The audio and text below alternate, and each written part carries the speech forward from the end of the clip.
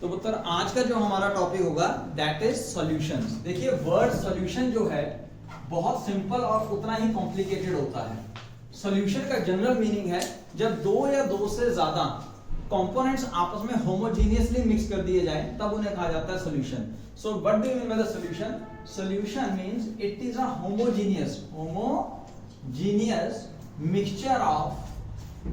mixture of two or more than two components.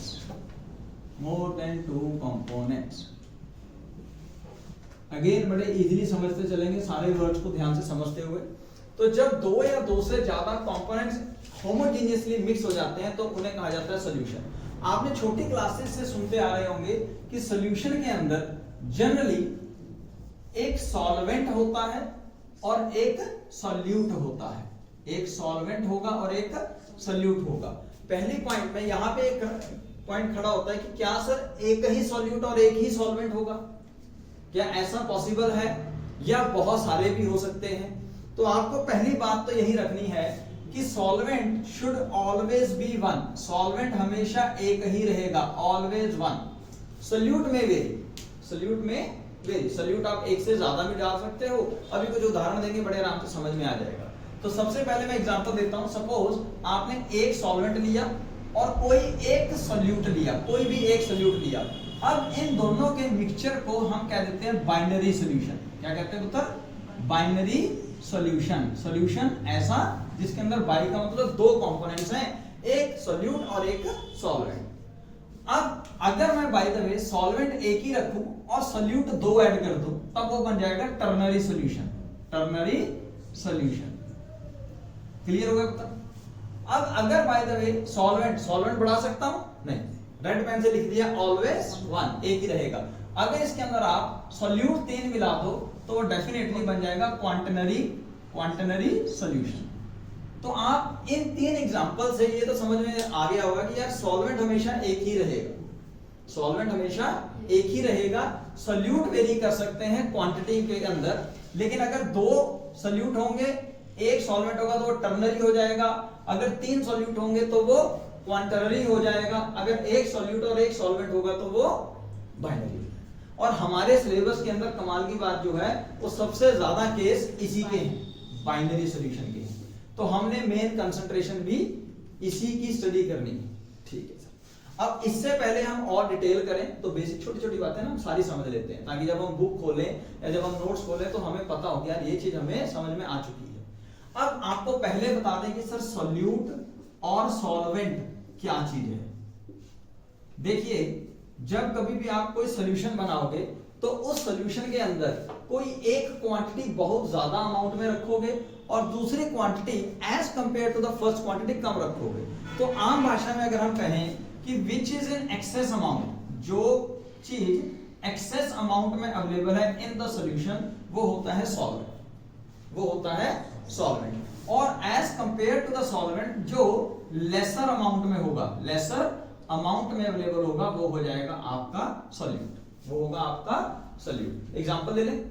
Example लेते हैं, suppose कोई भी ले लो, हम शुगर सॉल्यूशन लेते हैं। शुगर सॉल्यूशन का मतलब क्या हो गया कि एक ऐसा सॉल्यूशन जिसके अंदर शुगर डाला हुआ है।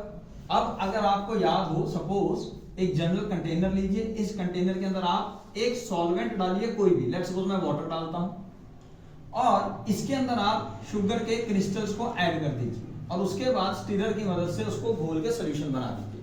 अब आप यहाँ पे कॉमन सेंस से बड़े इजीली एक्सप्लेन कर सकते हैं कि जो कम मात्रा में है, जो हमारा शुगर था वो यहाँ पे सॉल्यूट है क्योंकि उसकी कंसंट्रेशन कम है, उसका क्वांटिटी कम है, उसका वॉल्यूम अगर लिक्विड के फॉर्म में बात करेंगे तो वो कम होगा। ऑन द अदर हैंड जो वाटर है ये कंसंट्रेशन में ज्यादा है।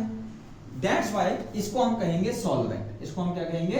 सॉल्वेंट। पहला पॉइंट क्लियर हुआ पुत्र कि सॉल्यूट और सॉल्वेंट क्या है। सॉल्यूट वो जो सॉल्यूशन के अंदर लेसर अमाउंट में अवेलेबल है, सॉल्वेंट वो जो सॉल्यूशन के अंदर एक्सेस में अवेलेबल है, ज्यादा मात्रा में अवेलेबल है, उसको हम कहेंगे सॉल्यूट और सॉल्वेंट।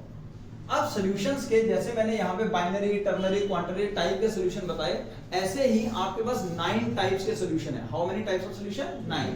वो डिपेंड करता है कि आप सॉल्वेंट किसको रखेंगे और उसके अंदर किसको सोल्यूट मिलाएंगे। तो हम एक जनरल डिस्कशन करते हैं।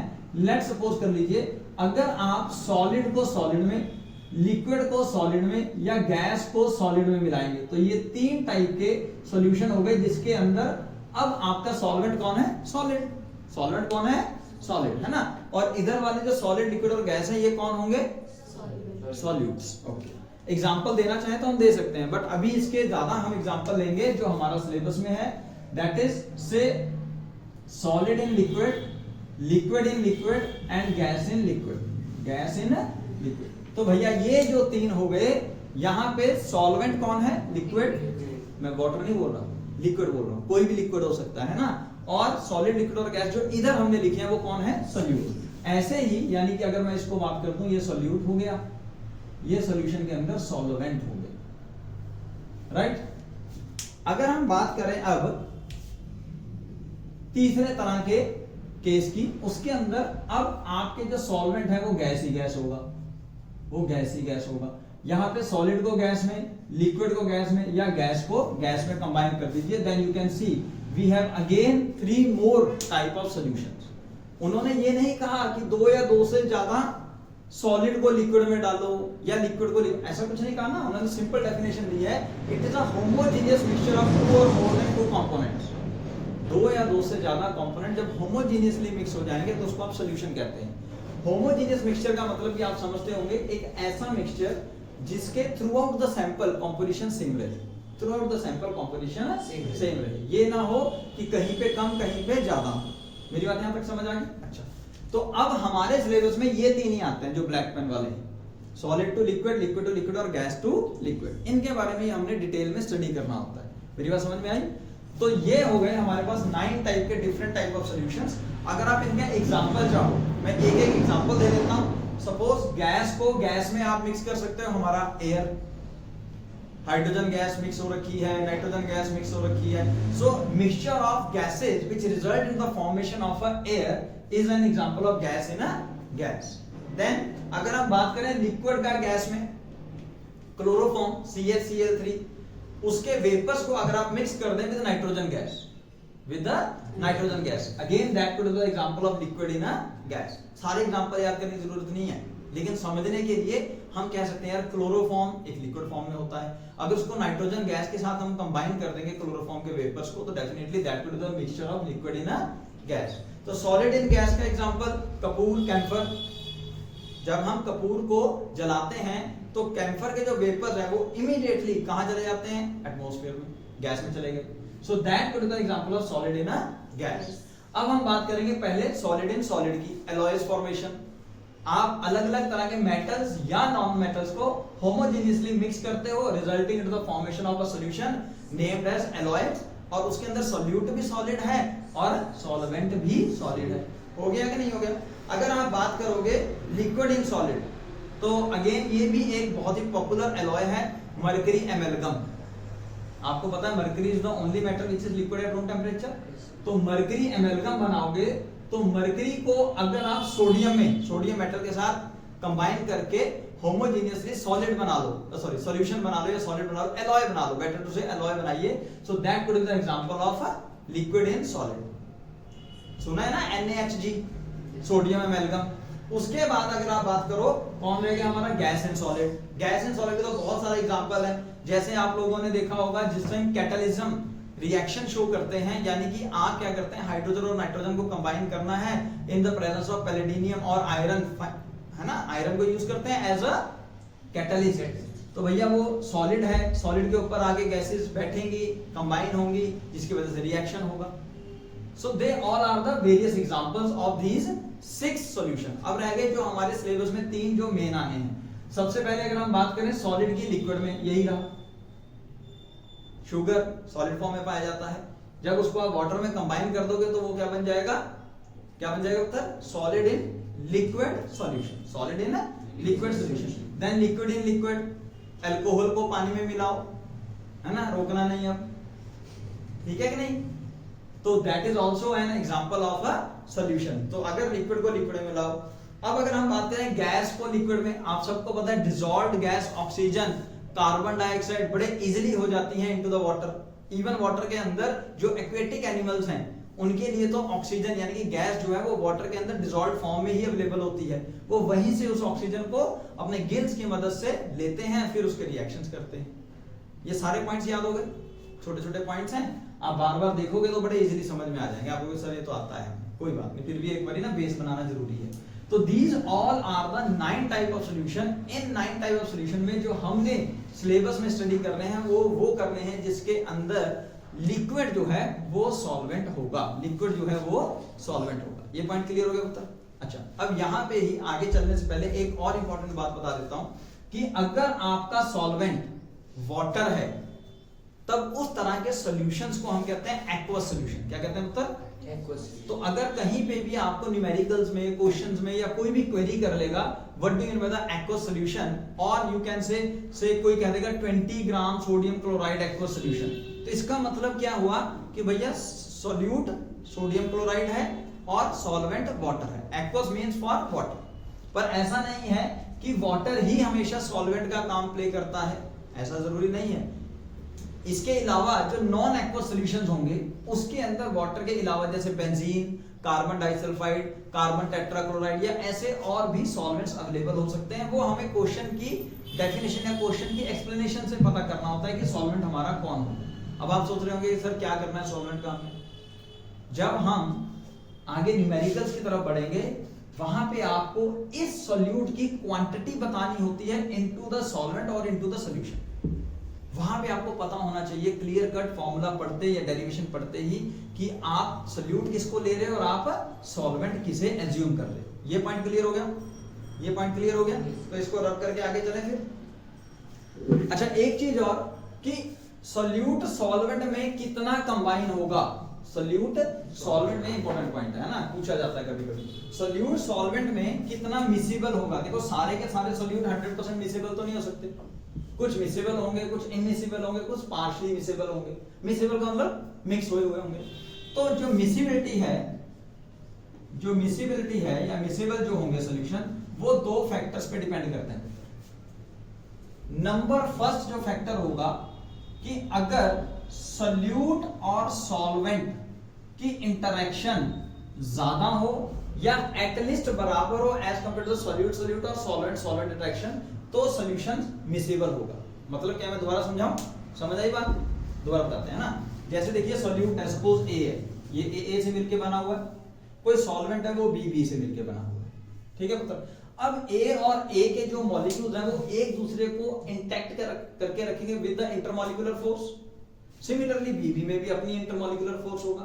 तो अब जब आप सॉल्यूशन बनाओगे, अब अगर आपने देखना है कि वो मिसिबल है या नहीं, तो अगर सॉल्यूट और सॉल्वेंट यानी कि अब यहां पे कौन हो गया, यहां पे ए और बी बनेगा, ए बी बनेगा। अब अगर ए बी की इंटरेक्शन ए या बी से ज्यादा हुई, तब आपका जो सॉल्यूट है वो सॉल्वेंट के अंदर 100% या काफी हद तक मिसिबल होगा। मेरी बात समझ में आ गई ना? अदरवाइज तो पूरा मिसिबल हो नहीं सकता।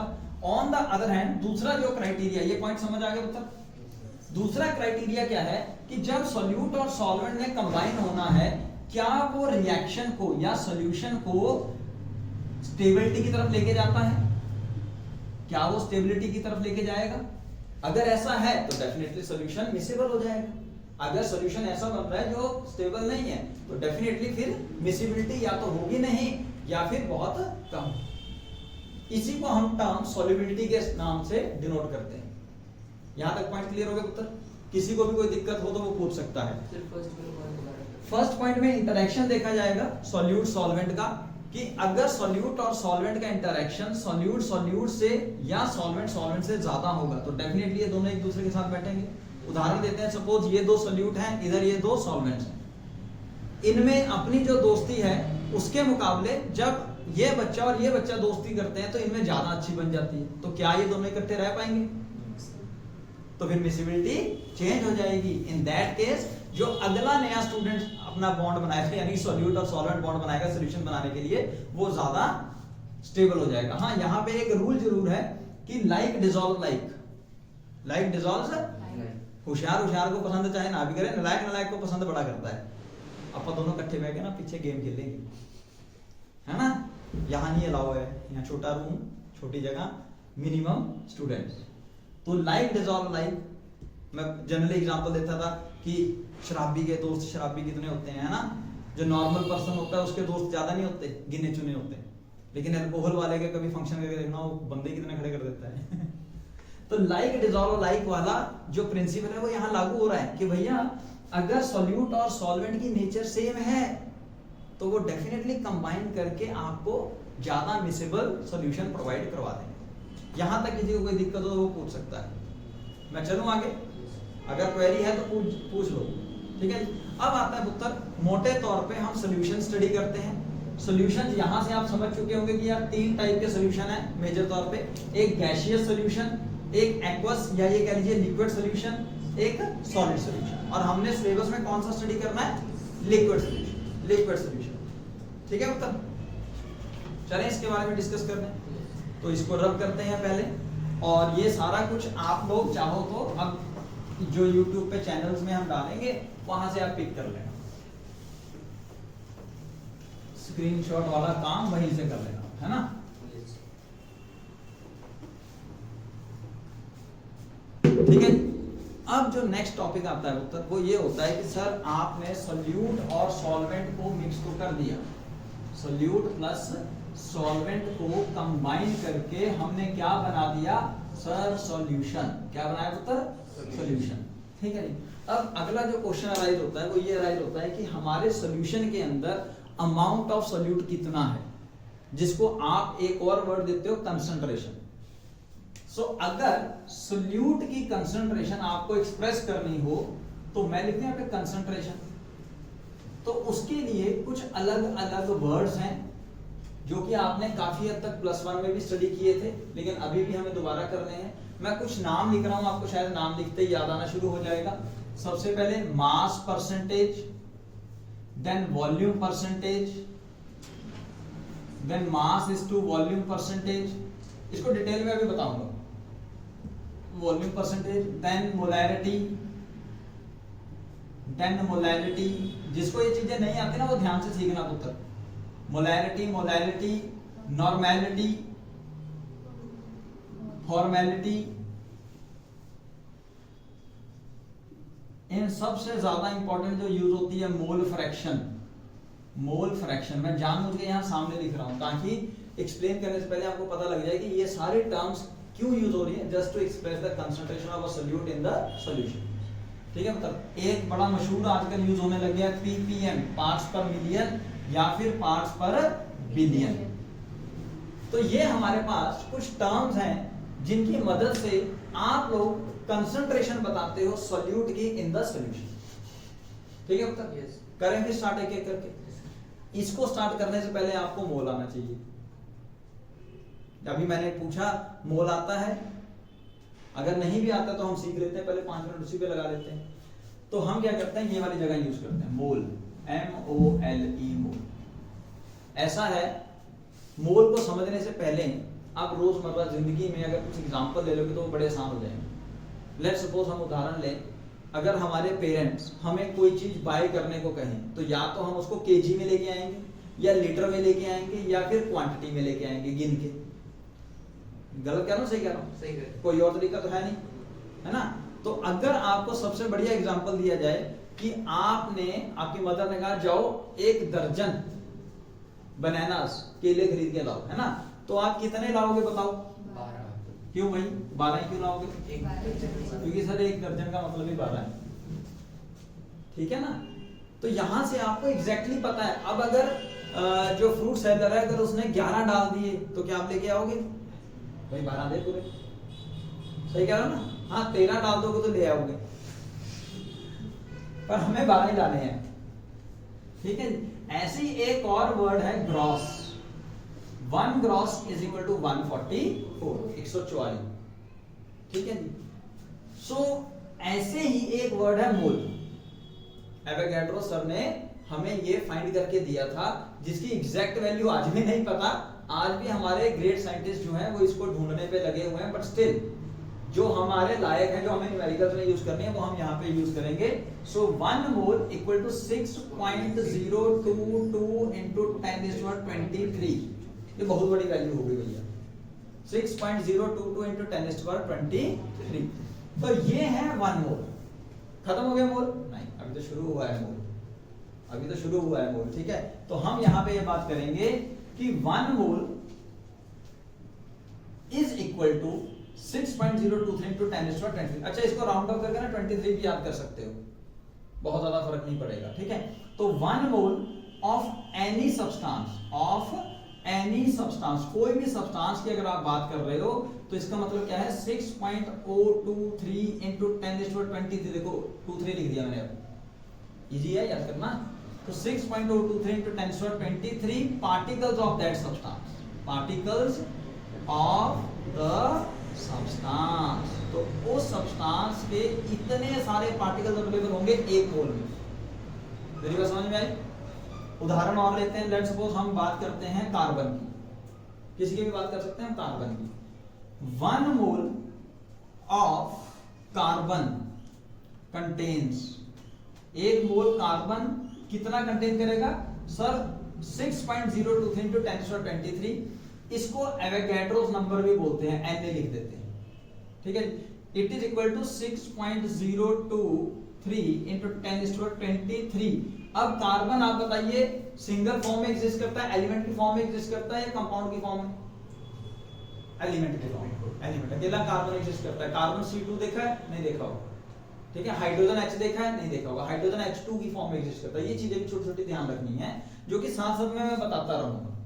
ठीक है, तो 1 mole of carbon contain 6.023। Carbon का मतलब एलिमेंट, और एलिमेंट का सबसे छोटा पार्ट, सबसे छोटा पार्टिकल एटम्स, एटम्स। कंपाउंड का सबसे छोटा पार्ट मॉलिक्यूल। ये छोटी छोटी बातें याद रखनी है। सो 1 mole of carbon contain 6.023 into 10⁻23 atoms of carbon. चलो भैया, ये समझ में आई बात? समझ आई पुत्र? ओके, इससे पहले मैं आगे चलूं, हम मोल को वेट से भी कंपेयर करेंगे, वेट से। अब आप हो गए ऐसे कैसे सर? अरे यार, केले खरीद के लाए, उसका वजन नहीं कर सकते आप? आपको पता है कि जो हम बनानास बाय करके लाते हैं उसको तोल के क्यों नहीं लाते, पता है? कोई केला छोटा कोई बड़ा होता है, ठीक है ना? लेकिन अगर आप साउथ में जाओगे ना तो वहां पे वो केले आपको तोल के ही देते हैं। उनके केले छोटे छोटे से होते हैं। तो 12 केले लोगे इतने से मिलेंगे, फिर आप पैसे इतने ले लिए हैं, मेरी बात समझ रहे हो ना? तो वो तोल के देते हैं। कोई बात, हमने तो यहाँ रिलेशन फाइंड करना है कि नंबर में और वेट में कोई रिलेशन है या नहीं है। मोल कंसेप्ट में है। कैसे? 1 mole of any substance is equal to gram molar mass. Gram molar mass, ये क्या मतलब है? ये मतलब होगा कि उत्तर आप 1 मोल किसी के भी बारे में बात करोगे तो उसका जो मोलर मास होगा, देखो एटम के मास को एटॉमिक मास बोलते हैं, मॉलिक्यूल के मास को मॉलिक्यूलर मास बोलते हैं। तो अब मैं बार बार एटॉमिक मास मॉलिक्यूलर मास बोलूंगा तो हो सकता है आप कंफ्यूज हो जाए, तो हमने एक कॉमन सा वर्ड दे दिया मोलर मास। मेरी बात समझ आई पुत्र? जो भी आपके पास मॉलिक्यूल या ये कह लीजिए एलिमेंट है, उसका अपना एक मास होगा और उसका मास आपको +1 में बताया गया है। अभी डिटेल में मैं वो नहीं बता रहा, फिर भी पीछे चार्ट लगा है, आप उस चार्ट की मदद से वहां पे उनके एटॉमिक मास या मॉलिक्यूलर मास को फाइंड कर सकते हैं। एनीहाउ, अभी हम कार्बन पे चलते हैं। तो कार्बन का एटॉमिक नंबर है 6, एटॉमिक नंबर है 6, लेकिन उसका मॉलिक्यूलर मास कहेंगे या एटॉमिक मास कहेंगे वो है 12।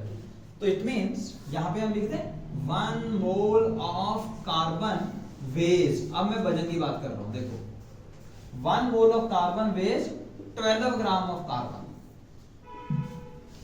समझ आया पुत्र? 1 मोल में कितने कार्बन होंगे सर? इतने सारे कार्बन के एटम्स होंगे। 1 मोल में इतने सारे कार्बन एटम्स का वेट कितना होगा सर? इतना होगा। कोरिलेट कर सकते हो पुत्र? ये सबसे ज्यादा जरूरी है। +1 के अंदर आप लोगों को इसी के चेंजेस बताए जाते हैं, अलग अलग एग्जांपल दे देंगे। एक और उदाहरण दे देता हूं मैं, वाटर का ले लेते हैं। 1 मोल ऑफ वाटर कंटेन्स, अब ध्यान से देखना, यहां पे मैं 3-4 चीजें आपको बताऊंगा जो कि आपका पॉइंट बिल्कुल क्लियर करे। 1 mole of water contains 6.023 into 10⁻23 molecules, molecules of water. ये क्लियर हो गया पुत्र? ये पॉइंट क्लियर हो गया? अच्छा, अगर मैं वेट की बात करूं तो 1 mole of water veg, very good, 18 grams of water. इतना क्लियर है पुत्र? यहां पे अगर थोड़ा सा इसको इंटरेस्टिंग बना दें तो आपको ये पता है कि वाटर के एक मॉलिक्यूल में 1 मॉलिक्यूल ऑफ वाटर कंटेन्स क्या? सर मॉलिक्यूल का कुछ बताया नहीं, बताया है तुम्हें पता है? वाटर के फॉर्मूले में आपको दिख रहा है कि 2 हाइड्रोजन और 1 ऑक्सीजन है।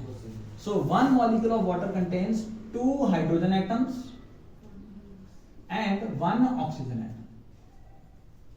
क्लियर हो गया पुत्र? तो यानी कि अगर आपसे कोई पूछे 1 मोल ऑफ वाटर में कितने हाइड्रोजन एटम्स हैं, तो आपको यह कंसेप्ट उठाना है कि सर एक मॉलिक्यूल में हाइड्रोजन के 2 एटम्स हैं, तो इतने सारे मॉलिक्यूल्स में कितने होंगे? सर अभी निकाल देते हैं। जैसे 1 mole of water contains hydrogen atom equal to twice of Avogadro number, क्योंकि एक मोल के अंदर एवोगैड्रो नंबर जितने मॉलिक्यूल्स हैं और एक मॉलिक्यूल में 2 हाइड्रोजन एटम है। समझ आया? दोबारा बताऊं, समझ आ गया सबको? हाँ कह रहे, ना कह रहे, समझ नहीं आया? ऐसे नहीं समझ में आता ना, ऐसे समझ में आता है, ठीक है?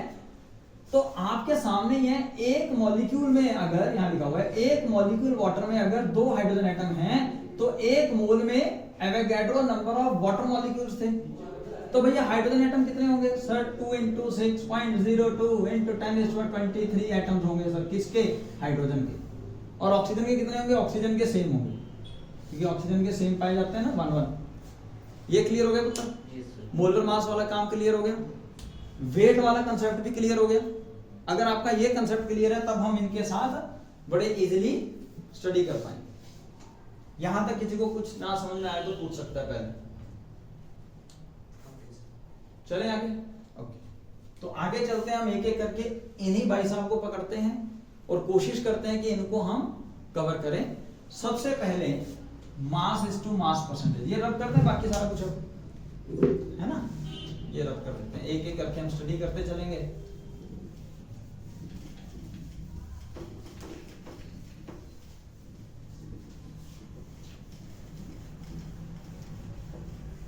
न्यूमेरिकल कोई नहीं छोड़ना, ठीक है?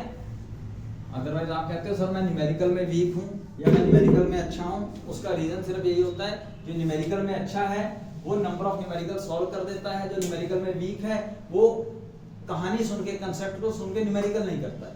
आपको न्यूमेरिकल करने हैं। जितने भी न्यूमेरिकल आपके नोटबुक में या जो हम आपको क्वेश्चंस देंगे, जो आपको पीडीएफ फाइल्स देंगे, वो सब आपने करने हैं, बस ये ध्यान रखना। तो पहले हम करते हैं mass is to mass percentage. देखो जहां पे परसेंटेज की बात आ जाए ना, इसका मतलब होता है 100। आपके मार्क्स पूछते हैं ना, आपके कितने मार्क्स हैं? आप कहते हैं सर 70%, 80%, 90%। तो हम कहते हैं कितने में से आए? Out of 100, out of 100। बस सिंपल से कंसेप्ट है इसके।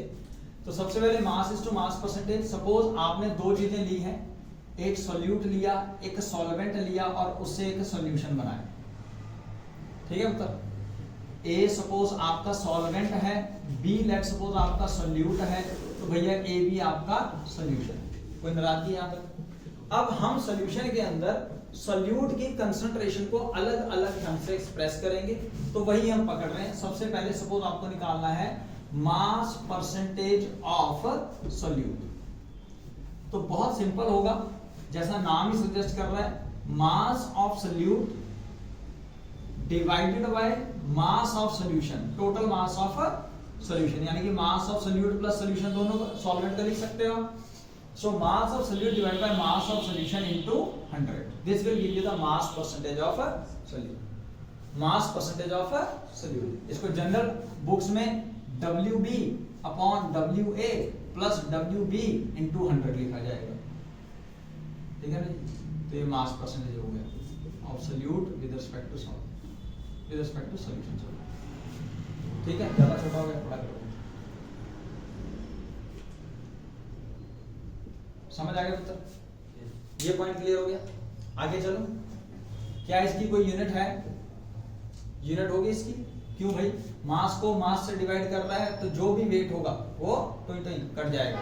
सो it is unitless, it means it has no unit, no unit. अच्छा, एक और पॉइंट रह गया कि जब भी आप कंसंट्रेशन एक्सप्रेस करोगे ना तो मास को हमेशा ग्राम में लेना, मास को हमेशा ग्राम में लेना, और वॉल्यूम को हमेशा मिलीलीटर में लेना, मिलीलीटर। यानी कि अगर आपको लीटर में दिया हुआ है तो आप मिलीलीटर में कन्वर्ट कर लो, सेंटीमीटर क्यूब, डेसीमीटर क्यूब, किसी में भी दिया हो तो आप उसको कन्वर्ट कर लेना मिलीलीटर में।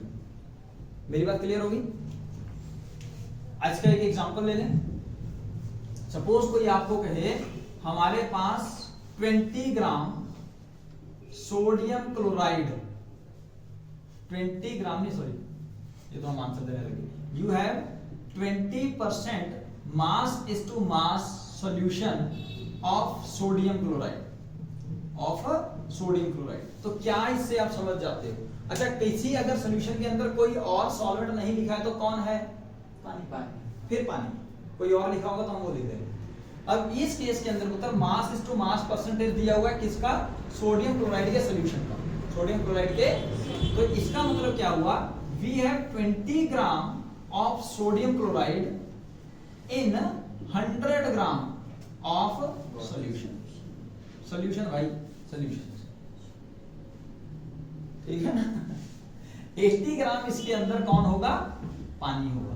80 ग्राम ऑफ वाटर अवेलेबल होगा जो एज अ सॉल्वेंट होता है। ये पॉइंट क्लियर हो गया पुत्र? Mass is to mass clear. चले नेक्स्ट पे। अब हम मूव करते हैं volume is to volume percentage. Volume oblique volume percentage, जैसा ये है वैसा वो है। यहां पे मैंने आपको बताया एक बात कि यार मास को जब भी लोगे तो किस में लोगे? ग्राम में। वॉल्यूम को जब भी मेजर करना है किस में लोगे? मिलीलीटर में। ये अपने दिमाग की मेमोरी में कहीं घुसा ताकि न्यूमेरिकल्स में हमारे को दिक्कत ना आए।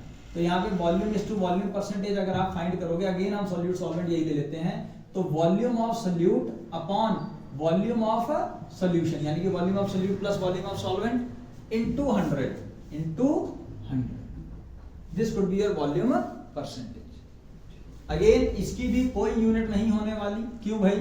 अरे वॉल्यूम को वॉल्यूम से डिवाइड कर रहे हो, मिलीलीटर मिलीलीटर काट देगा एक दूसरे को, ठीक है ना? हाँ, अगर इसका भी एग्जांपल आप समझना चाहते हो तो हम कोई भी ले लेते हैं। Suppose now you have 20% of volume is to volume से सोडियम हाइड्रोक्साइड, एक्वस लिखना, एक्वस लिख लो, नहीं तो sodium hydroxide aqueous solution. Let's suppose हम ये लिख लेते हैं।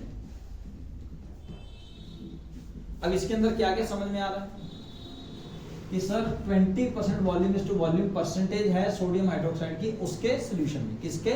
वाटर के सॉल्यूशन में। एक्वा सॉल्यूशन लिख दिया ना मतलब मैंने। तो इस हिसाब से 20 millilitre of sodium hydroxide is present in 100 millilitre of water. लिख दो? नहीं लिखना, सॉल्यूशन लिखना है। फिर सोने लग गए आके, भैया सॉल्यूशन की बात हो रही है, आप सॉल्वेंट को कहीं कंसीडर कर रहे हो?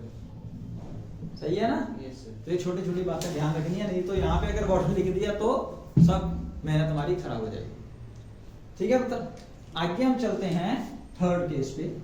क्या था? Mass is to volume, mass is to volume, mass volume percentage. ये सारा कुछ आपकी बुक्स में बड़े अच्छे से दे रखा है, लेकिन यहां से समझ के फिर बुक को हाथ लगाना, ठीक है ना? मतलब पूछना कुछ।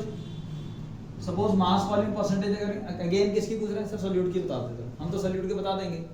सॉल्वेंट की पूछनी होगी तो sir volume of solvent upon volume of solution. पर जनरली जो कंसंट्रेशन पूछी जाती है वो सॉल्यूट की पूछी जाती है। सॉल्वेंट की क्या करनी है? सॉल्वेंट तो बहुत मात्रा में अवेलेबल है। तो यहां पे भी फॉर्मूला बनेगा। अब फॉर्मूला बनेगा पुत्र मास ऑफ सॉल्यूट, यानी कि जो मास लेना है वो तो लेना है सॉल्यूट का, डिवाइडेड बाय वॉल्यूम ऑफ किसका? बोलो बोलो। अरे सॉल्यूशन का ही लेना है, अभी कुछ नहीं है। अभी क्यों डर रहे हो? अभी तो जो आ रहा है, अभी तो जैसा चल रही है कहानी वैसे चला दो। समझ में आया पुत्र? अब इसका भी एग्जाम, अच्छा इसकी यूनिट क्या होगी? अब यूनिटलेस नहीं सर, मास और वॉल्यूम डिवाइड कर रहे हो तो क्या यूनिट हो जाएगी? सर ग्राम पर मिलीलीटर, ठीक है जी। चलो कोई बात नहीं, इसकी यूनिट पूछे ना पूछे, हमें चाहिए एग्जांपल इसका। सपोज अगेन अब हम 20%, बार बार 20% ही ले रहे हैं, क्या जाता है 20% mass is to volume, 20% mass is to volume solution of, अब ग्लूकोज ले लेते हैं 6H12O6, ठीक है पुत्र। अब डेफिनेटली सोल्यूशन है, उसके अंदर ग्लूकोज डाला है तो ग्लूकोज क्या होगा, सोल्यूट। तो भैया यहाँ पे 20% का मतलब क्या है कि 20 gram of glucose is present in 100 millilitre of total solution. समझ आया पुत्र? तो ये बड़े सिंपल से टर्म्स हैं और बहुत ज्यादा यूज भी होते हैं, और न्यूमेरिकल्स अगर जब हम इनके हिसाब से करने जाएंगे तो हमें दिक्कत नहीं आनी चाहिए, ठीक है बेटा। अब जो नेक्स्ट टर्म आपको बताने जा रहा हूं, वहां पे सॉल्यूट की कंसंट्रेशन हम इतनी कम कर देंगे, इतनी कम कर देंगे कि उसको हम 100 से कंपेयर नहीं कर सकते। 100 का मतलब 100 गुना, या 100 में से कितना हिस्सा है। अब आपने लेना है 10⁻⁶ टाइम्स। 10⁻⁶ का मतलब हो गया मिलियन। क्या मतलब हो गया पुत्र? मिलियन। वही मैंने वर्ड लिखा ना, ppm, पार्ट्स पर मिलियन, पार्ट्स पर मिलियन। यानी कि अगर सोल्यूट की कंसंट्रेशन सॉल्यूशन के अंदर बहुत ही माइन्यूट है, बहुत ही कम है, तो उसको एक्सप्रेस करने के लिए हम वर्ड यूज करते हैं ppm। ppm में कुछ नहीं करना भैया, सिंपल 100 की जगह 10⁻⁶ लगा, 10⁻⁶ लगा देना, यानी कि mass of solute upon mass of solution into 10⁻⁶। करके देखें, ऐसे नहीं बजाना है ना, ये तो फिर रब करना पड़ेगा सारा।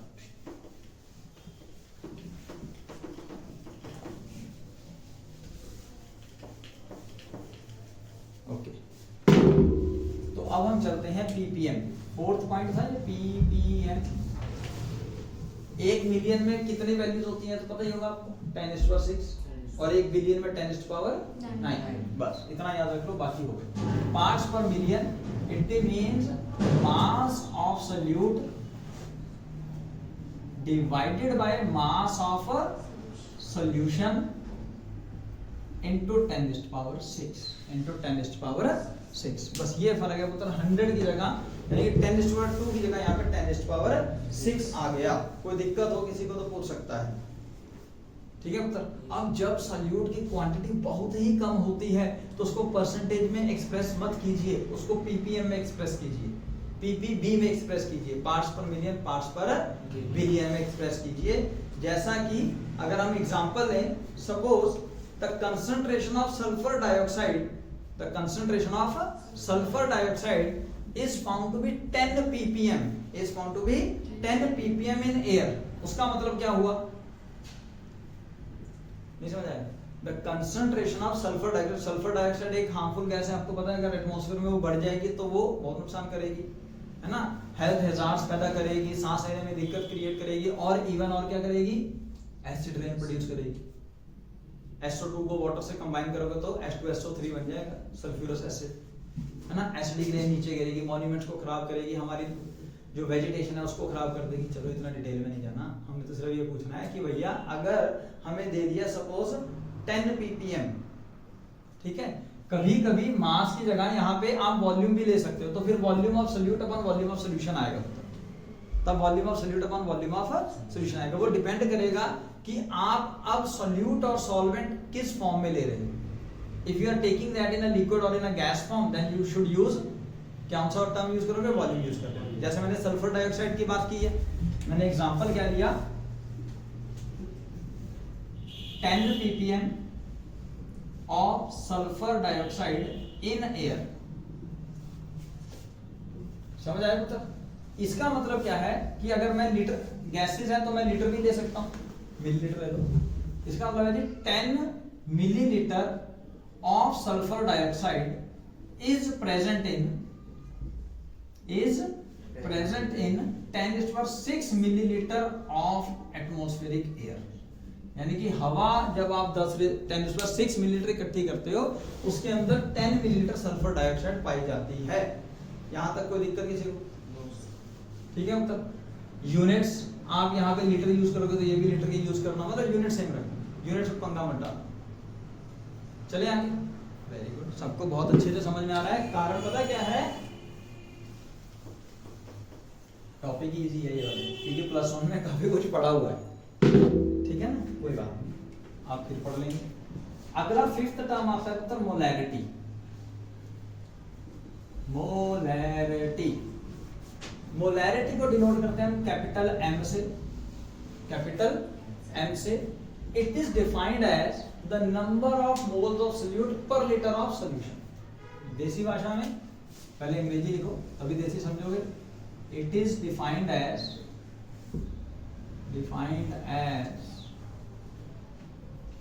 amount of solute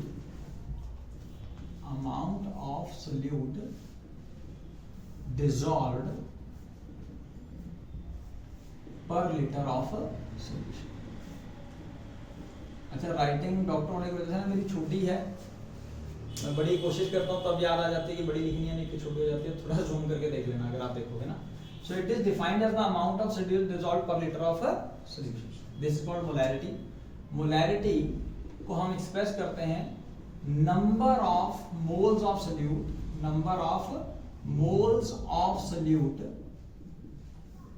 dissolved per litre of solution, यानी कि volume of solution in litres, volume of solution in litres. ठीक है जी। तो मोलैरिटी की डेफिनेशन आपके सामने लिखी हुई है। It is defined as number of moles, लिखना है यार, ये कर दो। It is defined as number of moles of solute,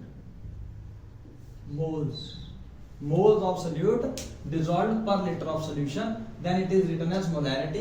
तो मोलैरिटी को एक्सप्रेस करने के लिए अगर इसको और अच्छे से हम फॉर्मूला बनाएंगे तो molarity is equal to number of moles का फॉर्मूला पता है आपको? बताओ क्या है? Given mass upon molar mass, given mass upon molar mass. ये फॉर्मूला आप सबको आना चाहिए, नहीं आता है तो आप पूछिएगा, दोबारा बताएंगे। तो number of mole of solute में हम यहाँ लिख दें गिवन मास अपॉन मोलर मास, किसका? सोल्यूट का sir, divided by volume of solution in litres. अगर बाय द वे सॉल्यूशन आपको मिलीलीटर में दिया गया है तो आप इसको लीटर में कन्वर्ट करने के लिए 1000 से मल्टीप्लाई करेंगे। ठीक है, शॉर्ट फॉर्म में इसको ऐसे लिख सकते हैं number of moles of solute upon volume of solution in litres. Clear हुआ?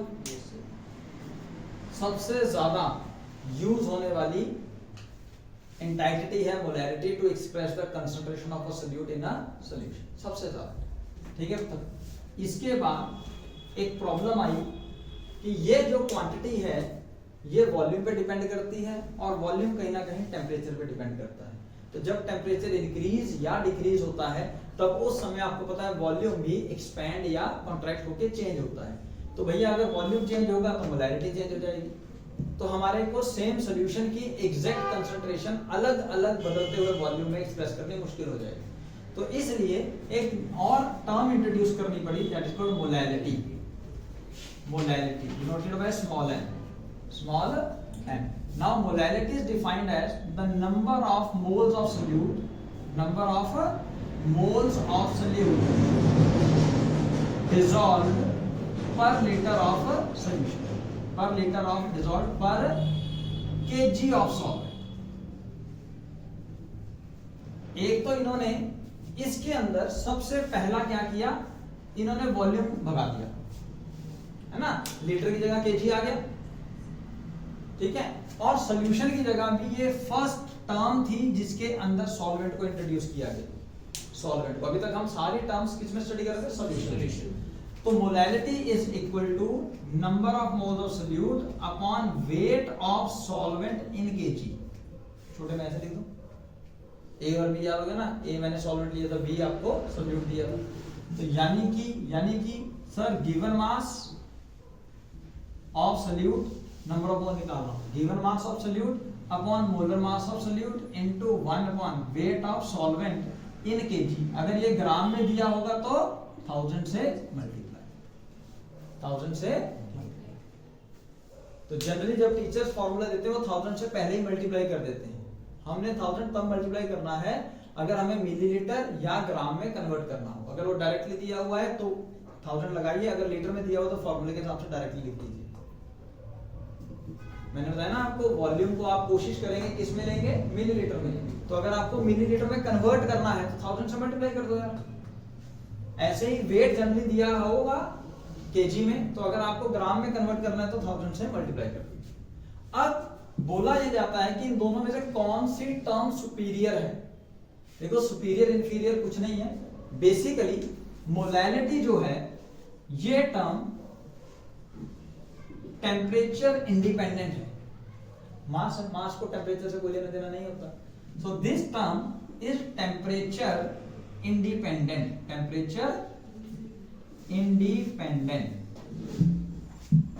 तो टेम्परेचर इंडिपेंडेंट होने की वजह से ये value with change in temperature change नहीं होती। That's why we can say molality is the better term to express the concentration of a solute where temperature varies, जहां टेम्परेचर वेरी करेगा। अगर टेम्परेचर कांस्टेंट है फिर तो भैया इसको यूज कर लो। मेरी बात समझ रहे हो ना? ये पॉइंट बड़ा इंपॉर्टेंट है, पेपर में आता भी है काफी कि which is better sir molality, why? Because it is temperature independent. Sir, how it is dependent upon temperature? It depends upon the temperature because in molality we have to find out the value by using the volume of a solution, and as you all know the volume changes, volume जो है वो change करता है जैसे जैसे आप temperature vary करवाते हो, है ना। इसके बाद एक और बहुत इंपॉर्टेंट टर्म आती है, पहले मैं उसको ले लेता हूं, that is called mole fraction. Mole fraction इसको डिनोट किया जाता है चाई से, डेल्टा सा एक्स, ठीक है। अब मोल फ्रैक्शन सपोज अगेन हम, अब यहाँ पे आप कंसंट्रेशन 2 3 कुछ भी ले लो, हम 2 ले रहे हैं मतलब 2 का एग्जांपल लेते हैं। तो सपोज आपको मोल फ्रैक्शन ऑफ सोल्यूट निकालना है, it is equal to number of moles of solute upon number of moles of solute plus solvent. Again ये भी यूनिटलेस आएगी, इनकी दोनों की यूनिट होगी, इसकी यूनिट होने वाली है मोल पर लीटर, यहां से देखो मोल पर लीटर, इसकी मोल पर केजी, है ना यूनिट, यहाँ पे 9 यूनिट। क्यों सर? मोल को मोल से डिवाइड कर देगा, है ना। तो XB sorry mole fraction of solute is equal to number of mole of solute divided by number of mole of solute plus solvent. कोई दिक्कत यहां तक?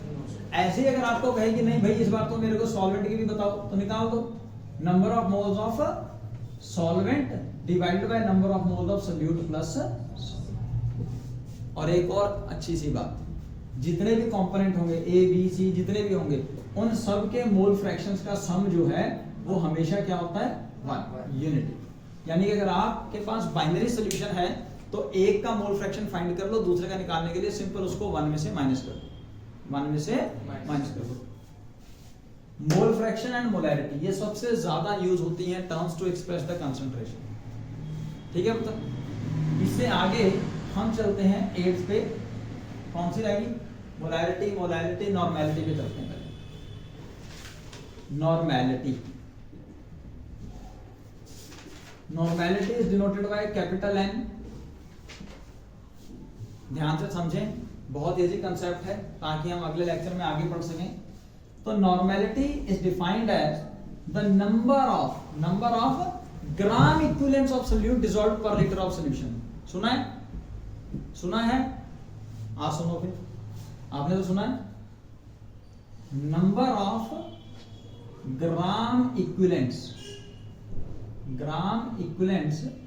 Of solute dissolved in 1 liter of solution। यानी कि फॉर्मूले के हिसाब से लिखूंगा तो number of moles of gram equivalent लिखना पड़ेगा। यहाँ पे हम नंबर ऑफ मोल्स लिखते थे ना, वहां पे नंबर ऑफ ग्राम इक्विवेलेंट है, लिख दो एक minute. Number of gram equivalents of solute divided by volume of solution, और वॉल्यूम ऑफ सॉल्यूशन किस में लेना भाई? लीटर में। अगर मिलीलीटर में लोगे तो 1000 से मल्टीप्लाई कर लेना। क्वेश्चन आता है सर ये क्या चीज है? नंबर ऑफ ग्राम इक्विवेलेंट्स क्या है? नंबर ऑफ ग्राम इक्विवेलेंट्स क्या है? कोई ऐसा बच्चा जिसको पता हो? नहीं? चलो हम बताते हैं, फिर जगह कम पड़ेगी, इधर वाला रब कर देते हैं।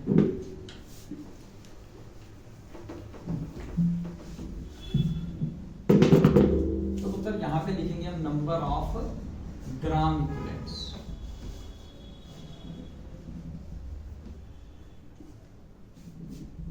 नहीं याद आ रहा अभी भी? अब आ जाएगा। गिवन मास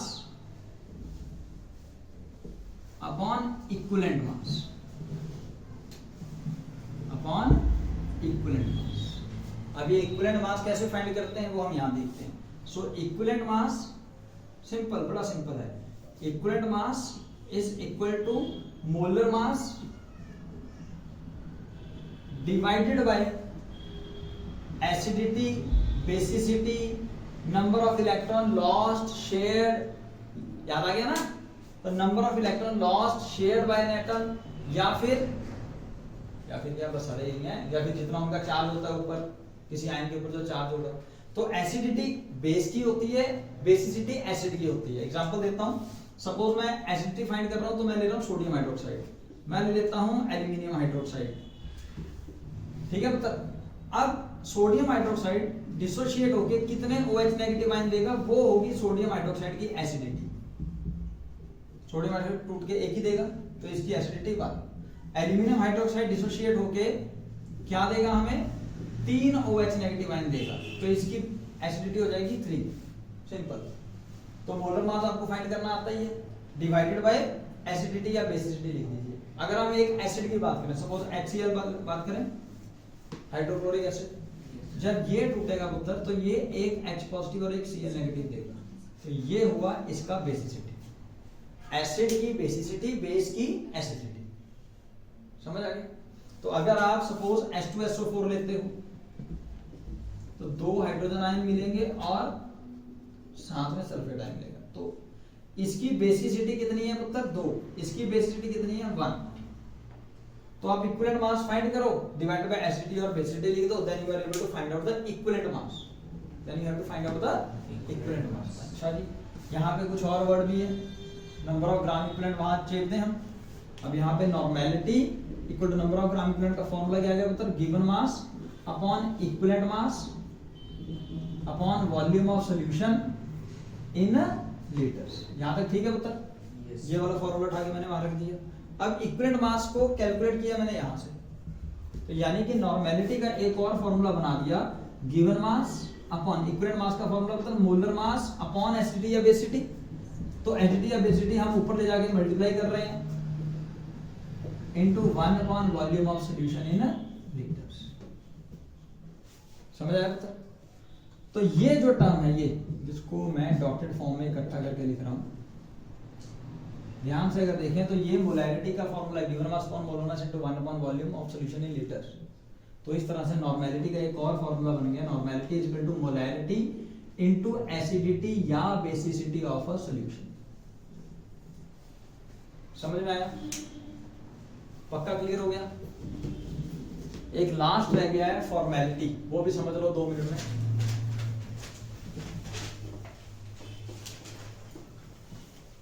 फिर इसके बाद आप लोग न्यूमेरिकल्स करोगे और जो जो आपके न्यूमेरिकल्स में क्वेरीज होंगी वो लेके आओ, ठीक है? तो हम करते हैं last but not the least formality. देखिए पुत्र, यहाँ पे बेसिकली ये कहते हैं कि जितने भी आपके पास सॉल्यूट आते हैं वो सारे के सारे कोवेलेंट बॉन्ड से बने हुए कोवेलेंट मॉलिक्यूल्स नहीं होते, कुछ जो है वो आयनिक कंपाउंड्स भी होंगे।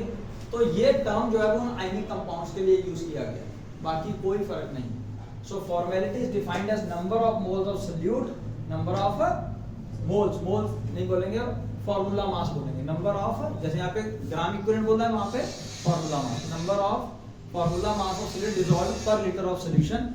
नंबर ऑफ फॉर्मूला मास का फॉर्मूला क्या होगा, वही given mass upon formula mass. Molar mass जगह इन्होंने वर्ड फॉर्मूला मास इंट्रोड्यूस किया because this is specially used for ionic compounds, ionic compounds, ठीक है पुत्र? Number of gram equivalents, number of gram formula upon volume of solution in litres. तो I think so आज के लिए इतना काफी।